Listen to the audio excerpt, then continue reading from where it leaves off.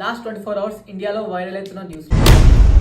ముందుగా వచ్చేసి UGC university of grand commission. ఇదేంటిదంటే ఇప్పటి నుంచి మనం 3 years చేయాల్సిన డిగ్రీ 2.5 years లో చేసుకోవచ్చు అండ్ 4 years చేయాల్సిన బీటెక్ ఏమో 3 years లో చేసుకోవచ్చు అని చెప్పేసి యూజీసీ వాళ్ళు అనౌన్స్ చేశారు.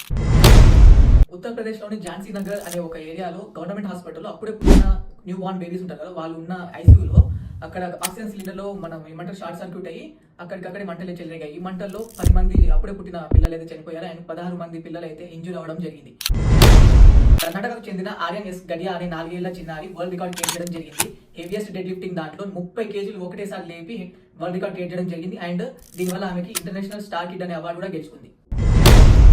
గుజరాత్లోని కోస్టల్ గార్డ్లో 8 మంది 700 kgల మెథిలిన్ ని తరలిస్తుండగా గుజరాత్ పోలీసులు and Indian navy and NCB వాళ్ళు జాయింట్ ఆపరేషన్ చేసి వాళ్ళని పట్టుకోవడం జరిగింది. సో ఈ 700 kgల మెథిలిన్ వాల్యూ 1500 కోట్లు ఉంటుందని చెప్పేసి వాళ్ళైతే భావిస్తున్నారు. సో ఇలాంటి లేటెస్ట్ అప్డేట్స్ కోసం మా ఛానల్ సబ్స్క్రైబ్ చేసుకోండి అండ్ థ్యాంక్స్ ఫర్ వాచింగ్.